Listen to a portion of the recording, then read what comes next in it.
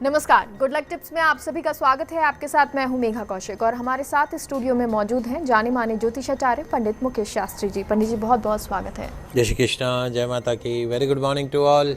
तो दोस्तों, पंडित जी से आज जानेंगे कि अगर आपको पितृदोष है या आपके घर में किसी को पितृदोष है तो उसके कारण क्या होते हैं, और अगर आपको है ये दोष तो उसका निवारण क्या है। लेकिन सबसे पहले बात कर लेते हैं आज के शुभ संयोग की। गुड लक टिप कार्यक्रम के सभी दर्शकों के ऊपर भगवान श्री हरि का, माँ लक्ष्मी का, माँ बगलामुखी का आशीर्वाद और कृपा दृष्टि हमेशा बनी रहे। आप सभी का कल्याण हो।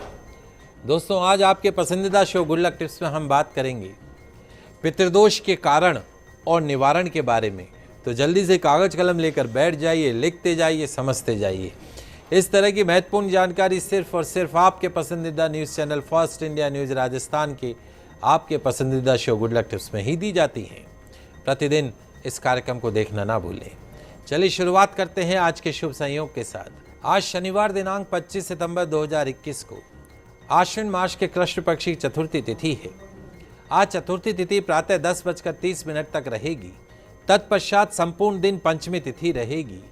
चूंकि पितरों के श्राद्ध करने का समय पूर्वाह्न काल से मध्याह्न काल के मध्य में रहता है, अतः आज पूर्वाह्न काल से मध्याह्न काल के मध्य पंचमी तिथि विद्यमान रहेगी। अतः पंचमी तिथि का श्राद्ध आज के दिन ही करना शास्त्र सम्मत रहेगा। आप सभी दर्शक इसका ध्यान रखिएगा, लाभ उठाइएगा। जी, और पंडित जी क्योंकि आज जो हम चर्चा करने वाले हैं वो पितृदोष पर है कि पितृदोष के कारण निवारण क्या होते हैं, तो अब आगे बढ़ते हैं और इसी पे चर्चा करते हैं। जी बिल्कुल, आइए आज बहुत ही महत्वपूर्ण चर्चा हम करने जा रहे हैं और आप सभी दर्शक ध्यान से बैठ के इस चर्चा को सुनिएगा और उसको अपने जीवन में उतारने का प्रयास कीजिएगा। तो यदि दोस्तों आपके कैरियर में, आपके लाइफ में, आपके परिवार में अनस्टेबिलिटी का माहौल हो, अस्थिरता का वातावरण हो, आप या आपके परिवारजन मेंटल डिप्रेशन, मानसिक तनाव, मानसिक अवसाद के दौर से गुजर रहे हो, आपके घर में हमेशा कलह कलेश का वातावरण बना रहता है, पिता पुत्र में बनती नहीं है, पग पग पर बाधाओं का सामना करना पड़ता है, यदि आप किसी गंभीर बीमारी से ग्रसित है तो मत्स्य पुराण का संकेत ये कहता है कि आपके घर में पितृदोष है। क्या है पितृदोष? क्यों बनता है पितृदोष? क्या है पितृदोष का सरल समाधान? इन सब पर आज मैं आपसे आपके पसंदीदा शो गुड लक टिप्स में चर्चा करने जा रहा हूं। दोस्तों, जैसा हम हमेशा बताते हैं, आपके और हमारे ऊपर हमारे जन्म के साथ ही 3 प्रकार के ऋण अर्थात देव ऋण, ऋषि ऋण और मातृपितृ ऋण अनिवार्य रूप से हमें चुकाने को बाध्यकारी करते हैं। हमारे जन्म के पश्चात इन बाध्यकारी होने वाले ऋणों से यदि प्रयास पूर्वक मुक्ति प्राप्त न की जाए तो जीवन की प्राप्ति का अर्थ अधूरा रह जाता है। ज्योतिष शास्त्र कहता है कि यदि आपने 3 ऋण नहीं चुकाए तो वापस 84 लाख योनियों में भटकना पड़ेगा। पितृदोष से पीड़ित कुंडली शापित कुंडली कही जाती है। ऐसे व्यक्ति अपने मातृपक्ष अर्थात माता के अतिरिक्त मामा मामी, मौसा मौसी, नाना नानी तथा पितृपक्ष अर्थात दादा दादी, चाचा चाची, ताऊ ताई आदि को कष्ट देते हैं, दुख देते हैं, उनकी अवहेलना करते हैं, उनका तिरस्कार करते हैं, जिनकी जन्म कुंडली में ऐसे अशुभ योग होते हैं। जन्म कुंडली में यदि चंद्रमा पर राहु केतु या शनि का प्रभाव होता है तो जातक मात्र ऋण से पीड़ित होता है। चूंकि चंद्रमा मन का प्रतिनिधि है, अतः ऐसे जातक को निरंतर मानसिक अशांति से भी पीड़ित होना पड़ता है। ऐसे व्यक्ति को मात्र ऋण से मुक्ति के पश्चात ही जीवन में शांति मिलती है।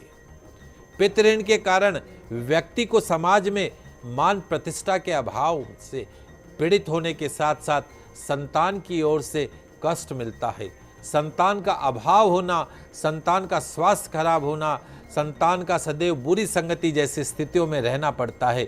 यदि आपकी जन्म कुंडली में पितृदोष है तो यदि संतान अपंग, मानसिक रूप से विक्षिप्त है, पीड़ित है, तो व्यक्ति का संपूर्ण जीवन उसी पर केंद्रित हो जाता है।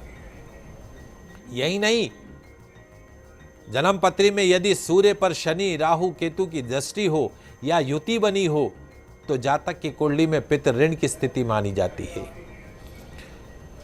माता पिता के अतिरिक्त हमें जीवन में अनेक व्यक्तियों का सहयोग व सहायता प्राप्त होती है।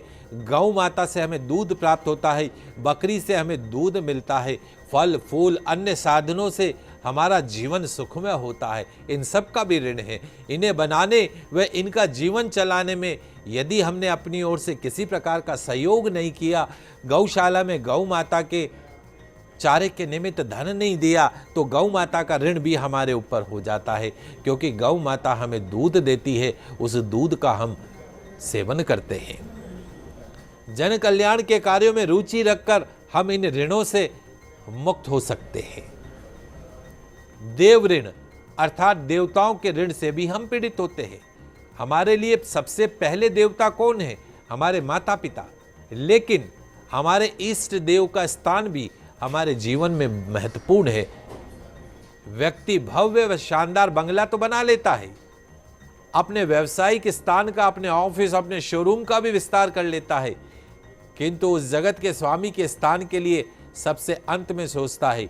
बहुत बड़े बड़े हम बंगले बनाते हैं, फैक्ट्री बनाएंगे, लेकिन अपने बंगलों में, अपनी फैक्ट्री में लास्ट में एक छोटी सी जगह ढूंढते हैं कि हम मंदिर कहाँ स्थापित कर दें। हमारी सोच कितनी खराब हो चुकी है।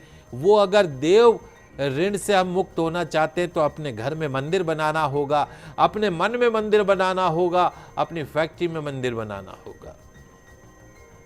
सोचते ही नहीं है कि जिसकी अनुकंपा से समस्त ऐश्वर्य, वैभव, सकल पदार्थ प्राप्त होते हैं, उस भगवान का मंदिर भी हम छोटी सी जगह ढूंढते हैं कि कहीं खांचे में भगवान का मंदिर बना दे। एक पूरा कमरा भगवान के मंदिर के लिए नहीं बनाएंगे। कितनी गलत मानसिकता है हमारी, जिसके कारण आज हम इस लायक हैं, उसी भगवान को स्थान देने में भी हमें शर्म आती है। आजकल भागती दौड़ती जिंदगी में भगवत आराधना का समय ही नहीं मिलता है। घर में मंदिर है तो वहाँ पूजा नहीं करते हैं, और घर में मंदिर बना दिया तो 2-4 तस्वीर रख देते हैं। इतने व्यस्त हो गए हैं दैनिक जीवनचर्या में कि घर के मंदिर में उन तस्वीरों पर दिनों दिनों धूल जमी रहती है। दिया बत्ती का भी समय नहीं मिलता है। क्या करें महाराज, रोटी कमाने के लिए सुबह से शाम तक भागना पड़ता है। अब ये दिया बत्ती कब करे? अब ऐसे मूर्खों को क्या समझाऊं? जैसे काम है वैसे ही दिया बत्ती का भी कर्म है। सुबह घर से पहले भगवान आपसे ये नहीं कहते 4 घंटे बैठ के आप पूजा करो। 5 मिनट, 2 मिनट तो आप अपने भगवत को दे सकते हो। क्या होता है इन सब से महाराज? ये धार्मिक ढकोसलों से या दिया बत्ती करने से भगवान तो मन में बसते हैं। कुतर्क करने वालों की कमी थोड़ी नहीं। तो जो ऐसे कुतर्क करते हैं, जो कहते हैं कि भगवान तो मन में बसते हैं, हम ऐसे ढकोसले क्यों करें? क्यों अपने घर में भगवान बैठाएं? फालतू की जगह, उस जगह पे हम और कोई जूते चप्पल की अलमारी बनाएंगे। लोग कुत्ते पाल लेंगे, बिल्ली पाल लेंगे, लेकिन भगवान को रखने की जगह नहीं बनाएंगे। गजब मानसिकता है। तो ऐसे लोगों को देव ऋण से पीड़ित होना पड़ता है।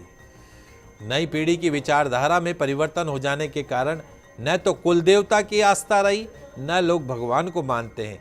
फलस्वरूप ईश्वर भी अपनी अदृश्य शक्ति से उन्हें नाना प्रकार के कष्ट प्रदान करते हैं। ये इतने ऋण मैंने आपको बताए। अब मैं ऋषि ऋण के बारे में भी बताता हूं। जिस ऋषि के गोत्र में हम जन्मे हैं, उसका तर्पण करने से हम वंचित हो जाते हैं। हम लोग अपने गोत्र को भूल चुके हैं। अभी मैं आपसे पूछूं आपका गोत्र क्या है, तो अच्छा महाराज मम्मी से पूछता हूँ, पापा से पूछता हूँ, दादा से पूछता हूँ, दादी से पूछता हूँ, गोत्र ही नहीं पता आपको। हमको हमारे पूर्वजों की इतनी उपेक्षा से उनका शाप हमें पीढ़ी दर पीढ़ी परेशान करता है, इसमें कतई संदेह नहीं है। जो लोग अपने गोत्र नहीं पहचानते हैं उन्हें बहुत तकलीफ आती है, और जो गोत्र पहचानते हैं, ऋषियों का तर्पण करते हैं, उनके जीवन में हमेशा अच्छा ही अच्छा होता है। कोई रोग नहीं रहता, कोई ऋण नहीं रहता, कोई कलेश नहीं रहता, पति पत्नी में अंडरस्टैंडिंग बनी रहती है, पिता पुत्र में सामंजस्य बना रहता है, पिता पुत्र के आपस में एक दूसरे का सम्मान करते हैं, परिवार के सभी लोग मिलजुल कर प्रेम से रहते हैं, अपने सुख दुख को बांटते हैं। ऐसा परिवार ही तो सुखी परिवार होता है। दूसरी ओर जो ऋषि ऋण को नहीं मानते, उनका परिवार में नाना प्रकार के कष्ट होते हैं, आपसी लड़ाई झगड़े ये सब होते हैं।